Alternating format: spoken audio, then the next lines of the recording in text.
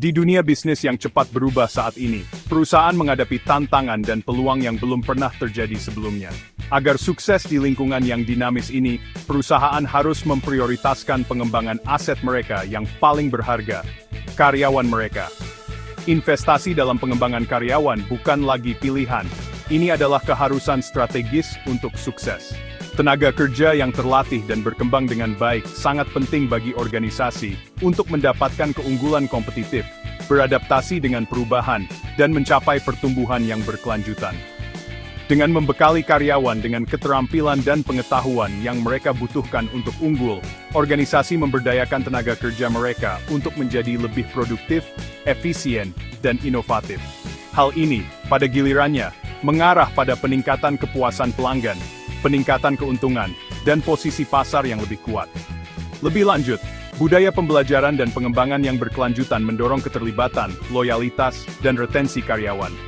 Ketika karyawan merasa dihargai dan didukung dalam pertumbuhan profesional mereka cenderung lebih termotivasi, berkomitmen, dan berinvestasi dalam kesuksesan organisasi.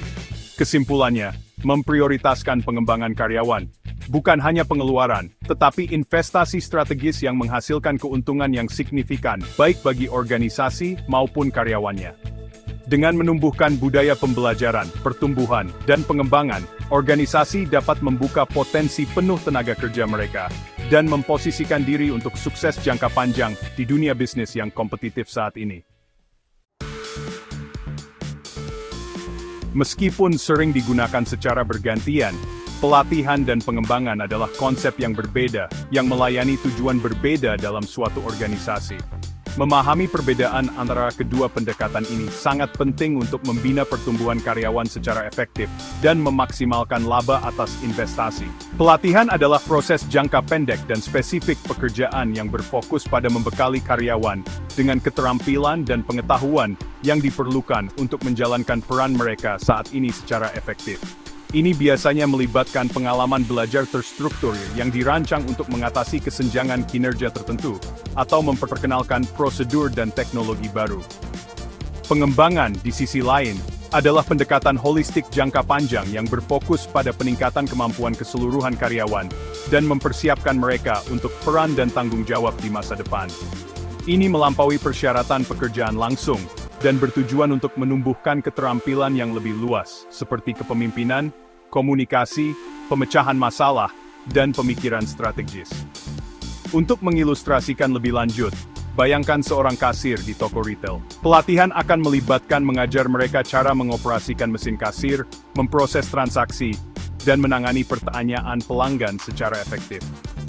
Pengembangan bagaimanapun akan mencakup keterampilan yang lebih luas, seperti layanan pelanggan yang prima, teknik penjualan, dan bahkan pelatihan kepemimpinan untuk mempersiapkan mereka untuk peran pengawasan di masa depan. Intinya, pelatihan adalah tentang meningkatkan kinerja di masa sekarang, sementara pengembangan adalah tentang mempersiapkan pertumbuhan dan kesuksesan di masa depan. Keduanya merupakan komponen penting dari strategi manajemen bakat yang komprehensif, dan organisasi harus mencapai keseimbangan antara keduanya untuk memastikan tenaga kerja mereka diperlengkapi untuk memenuhi tantangan saat ini dan masa depan. Pengembangan karyawan bukanlah usaha yang cocok untuk semua. Ini mencakup berbagai tujuan, masing-masing berkontribusi pada keseluruhan keberhasilan individu dan organisasi. Dengan menetapkan tujuan yang jelas dan spesifik untuk inisiatif pengembangan karyawan, organisasi dapat memastikan bahwa upaya mereka selaras dengan prioritas strategis mereka dan menghasilkan hasil yang nyata. Salah satu tujuan utama pengembangan karyawan adalah untuk meningkatkan kinerja dan produktivitas karyawan. Dengan membekali karyawan dengan keterampilan, pengetahuan, dan alat yang mereka butuhkan untuk unggul dalam peran mereka, organisasi dapat meningkatkan efisiensi, mengurangi kesalahan, dan meningkatkan hasil keseluruhan. Ini dapat terwujud dalam berbagai cara, seperti peningkatan penjualan, peningkatan peringkat kepuasan pelanggan, atau waktu penyelesaian proyek yang lebih cepat. Tujuan penting lainnya adalah untuk mendorong kemampuan beradaptasi dan kelincahan dalam menghadapi perubahan. Dalam lingkungan bisnis yang berkembang pesat saat ini, organisasi harus mampu beradaptasi dengan cepat terhadap teknologi baru, tren pasar, dan permintaan pelanggan. Dengan berinvestasi dalam pengembangan karyawan, organisasi dapat membekali tenaga kerja mereka dengan keterampilan dan pengetahuan yang mereka butuhkan untuk menerima perubahan, mempelajari teknologi baru, dan beradaptasi dengan peran dan tanggung jawab baru. Lebih lanjut, pengembangan karyawan memainkan peran penting dalam menarik dan mempertahankan talenta terbaik.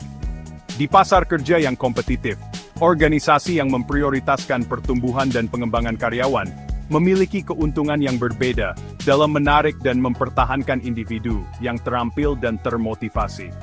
Dengan menawarkan peluang untuk pengembangan profesional, organisasi menunjukkan komitmen mereka terhadap pertumbuhan karyawan mereka dan memberikan alasan yang menarik bagi mereka untuk tetap bersama perusahaan dalam jangka panjang.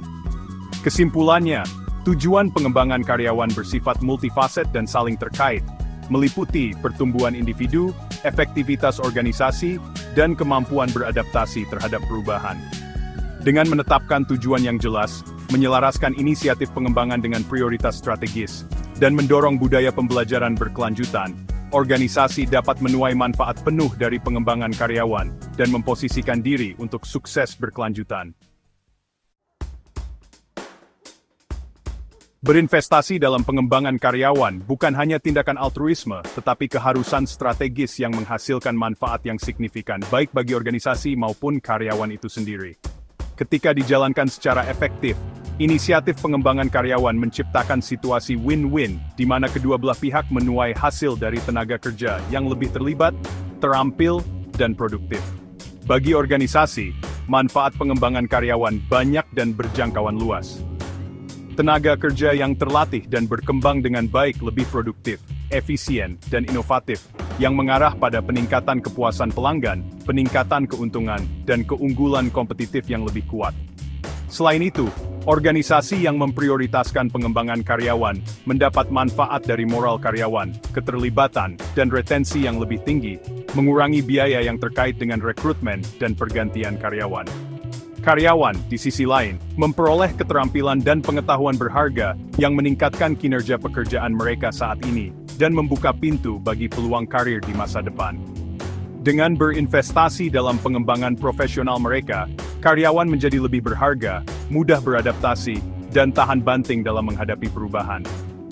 Ini berarti peningkatan potensi penghasilan, keamanan kerja, dan rasa pemenuhan dan kepuasan yang lebih besar dalam karir mereka. Manfaat pengembangan karyawan melampaui metrik nyata seperti produktivitas dan profitabilitas. Ketika karyawan merasa dihargai, didukung, dan diberdayakan untuk tumbuh, itu menumbuhkan lingkungan kerja yang positif yang ditandai dengan kepercayaan, kolaborasi, dan inovasi. Hal ini, pada gilirannya, menciptakan siklus yang baik di mana lingkungan kerja yang positif menarik dan mempertahankan talenta terbaik, yang selanjutnya mendorong kesuksesan organisasi. Kesimpulannya, imbalan dari pengembangan karyawan adalah signifikan dan multifaset, menguntungkan baik organisasi maupun karyawannya. Dengan menciptakan budaya pembelajaran, pertumbuhan, dan pengembangan yang berkelanjutan, organisasi dapat membuka potensi penuh tenaga kerja mereka, mendorong inovasi, dan mencapai kesuksesan berkelanjutan dalam lingkungan bisnis yang dinamis saat ini.